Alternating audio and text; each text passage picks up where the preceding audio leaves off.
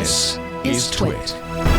Netflix, you know, that little company that started out by sending DVDs in the United States Postal Service, the snail mail, and next thing you know, they said, hey, we can put this stuff online. And now you don't see the DVDs anymore, and now you see more online. Now you see them writing checks to people like Shonda Rhimes for $50 million because they're just really investing in getting more eyeballs on the platform. Well, they decided, you know what, let's go ahead and get into gaming by hiring a former executive from EA, Electronic Arts, and bringing him in as the VP of Gaming Operations, Mr. Mike Verdu, according to this article here on Bloomberg. And the story reads is they're going to add this service, and it's not going to be an additional cost. It'll be something that's already included in your Netflix subscription. But this is just it caught me a little bit off guard because I just don't see Netflix from a gaming perspective. I see Netflix as someone that's all about providing entertainment, whether it's TV shows that are rehashed and reruns, movies the same, but also a studio now. Wow. They're now a studio that are creating their own pretty captivating content. I love a lot of their docuseries that they do that are original. Everything just looks good and it has a great story, and it keeps people coming back, and they keep renewing, and they keep bringing in more and more of the folks from traditional Hollywood to be a part of that. Games it just didn't seem right. It just didn't seem like a fit. Now, I know other companies out there like Apple have gaming and things like that on their platform, but that makes sense to me. Apple has Apple TV, Apple has iPads and iPhones where you can just sit and play games. And then I can contrast that with the likes of Google and Google Stadia. Didn't make sense that they got into games to me. And boy, we can see it now because Stadia is about to be like those fleets at Twitter, you know. But I wanted to get your thoughts on this because this is a lot of money that Netflix continues to invest in itself and bet on itself. Yeah. And they have a really good track record thus far, but I'm not so sure about the gaming side of things. But you're one of the Apple world. I clearly am not. I have an iPad that I barely use, but we're not going to go there. You're one of the Apple world. How are you on the Apple ecosystem in the gaming side of things? Yeah, well, actually, I will answer that question in a second, but I do want to talk about the larger point if I could, because I think that there's a lot of interesting stuff here. So we look at the different companies right now that are doing game streaming. And when I talk about companies, somebody will inevitably reach out and say, there's this company, this company, this company. Talk about the big companies. Big ones. You've got Xbox, what is it called? Xbox Cloud Gaming from Microsoft. Yep. You've got Amazon Luna from Amazon, and you have now I'm forgetting what the third one is. Was it Sony's? Darn it! Why can't I think of it? And NVIDIA's GeForce Now. Oh yeah. Which are some kind of big players in the space. But within those, think about Amazon. Where they're not a gaming company, but what they are is a backbone of the internet company. Yep. And they are very good at all sorts of content delivery and streaming and things like that. So they realized we can get into this space, make some money off of it. And I have to tell you, I've been using Amazon Luna.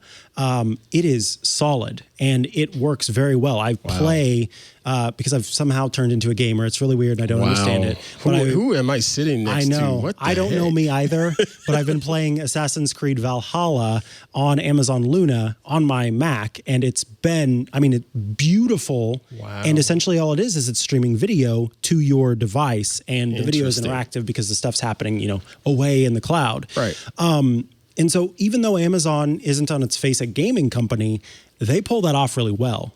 We look at Netflix, who has these incredible algorithms for video compression and who is streaming to more households than, many a media company. And I think that they looked at this and saw this is an easy win for us. That even though gaming is not on the face of it something that they are into, they've already got streaming video down, and that's what video game streaming is. Okay. It just adds an extra element of your interaction. And so I think this is going to be an easy win for them. As far as Apple goes, Apple's gaming is not anything like these, and it is very much still to this day a more casual, perspective. It's the games that you get in the Apple Arcade subscription.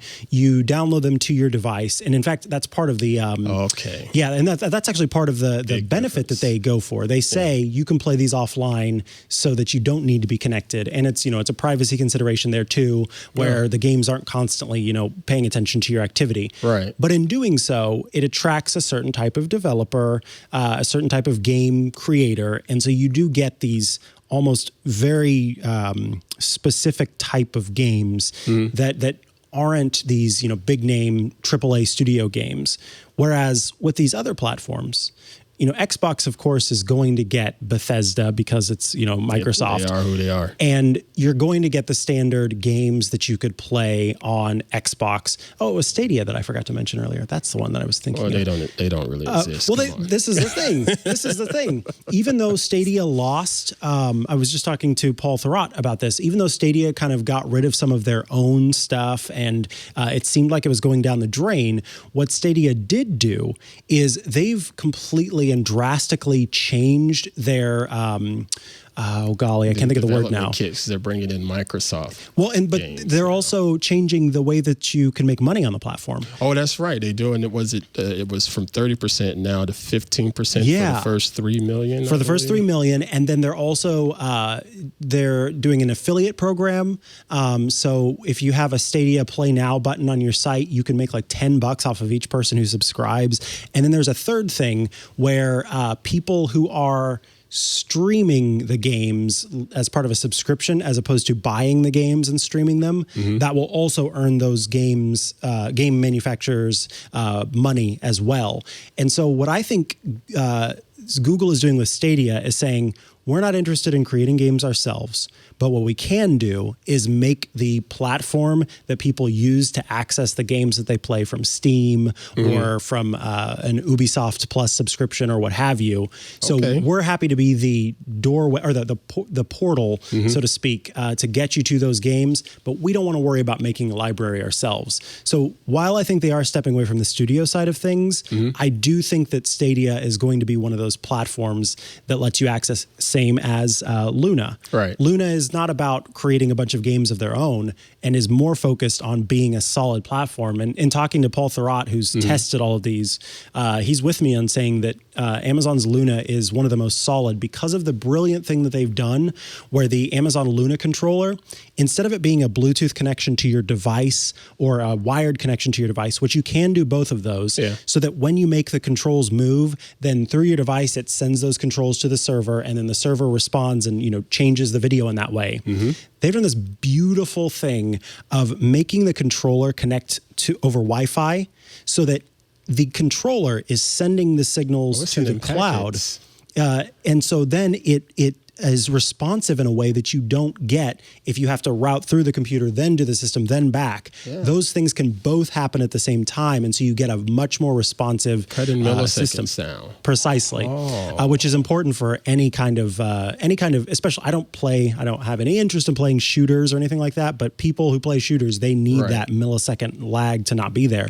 And so I can see, because of the way that Netflix has figured out how to on the fly make subtle adjustments to the video to match whatever internet connection someone has, they may be able to pull this off even better. I think what's going to be interesting. So maybe not Netflix as a studio. That's the part, that I'm not sure about. That's the part where I have to go like this, not like this, but like this, and say we'll see. Because I'm with you on.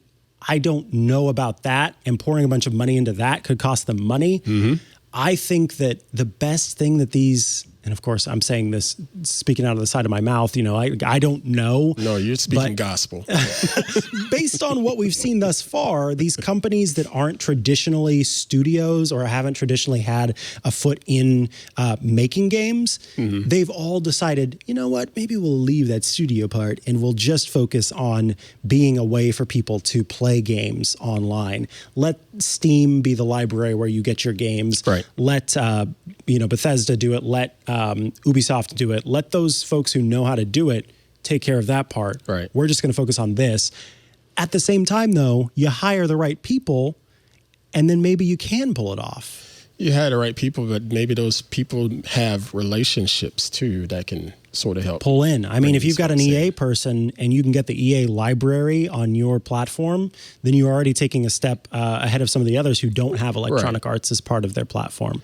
Did you try I think it was on Black Mirror. Did you try that little simulation? I never did try it, but did you? Yes. And the problem with that, so I don't know how many games you've played or if you've played a lot of video games, but in video games where you're playing along and then you die and then you get restarted at the very beginning instead of being able to kind of restart at the last save point, at the last checkpoint.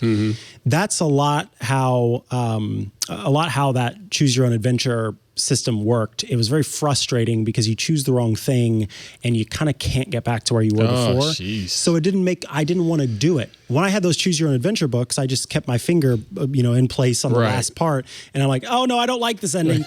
We're going back. And you got to choose the other adventure. Some folks would call that cheating. That is cheating in some cases. Yeah. Just so you know. And you know what's funny is no one would have known, but I always felt ashamed when I would flip back to the choose your adventure book. I'm like, I know I shouldn't. I'm cheating. But I wanted to see all the possible outcomes, I guess. But yeah, so I did try that. I don't think that this is going to be anything like that. I think what Netflix is doing here is they've got to figure out a way to translate a controller's inputs into the proper format so that it can, handle that. But they've got that streaming technology down so well that I think they can pull this off, particularly because you'll see that when it comes to game controller input, it is nearly standardized across all platforms. Yep. Apple, at its last WWDC conference, released a new controller system where developers can take advantage of a built-in controller UI that's actually part of the system. They don't have to create their own anymore. Right. And most controllers now, regardless if you use Sony's PlayStation controller, if you use an Xbox controller, or if you get one of those controllers that connects to an iPhone or an Android device, you've got left button, left trigger, right trigger, A, B, X, Y, the D-pad, and then a left stick and a right stick, and those left stick and right sticks click.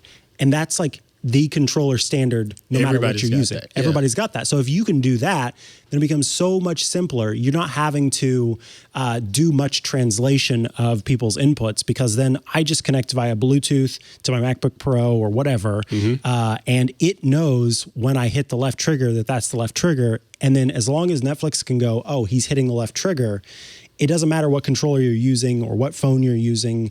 Suddenly, my iPhone becomes something that I go to Netflix games and I'm able to play a game on. So, yeah, I think that this is going to be really interesting. My one curiosity is what you said about not the thought that they might not be charging more for this. Right.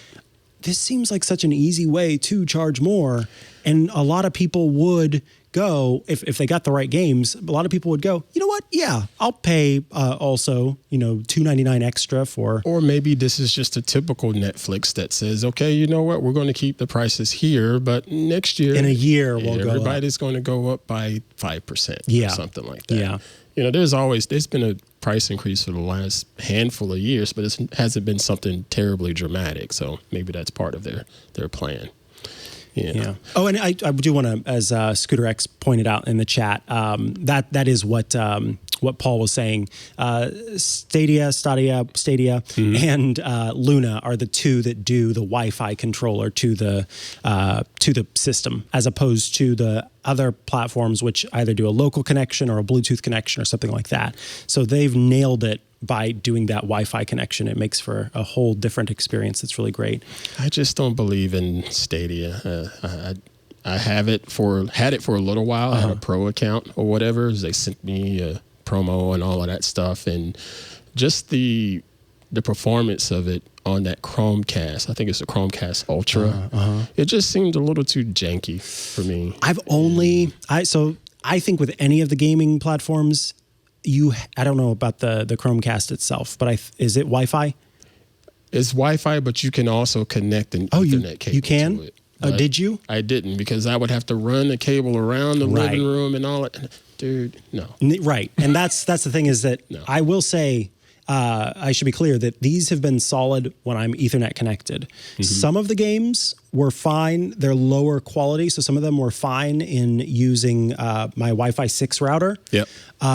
But to play Assassin's Creed Valhalla, where you've got these beautiful reflections on the water and all that kind of stuff, you need to be Ethernet connected. But as soon as I was, oh man, what an experience. You just, fall into it.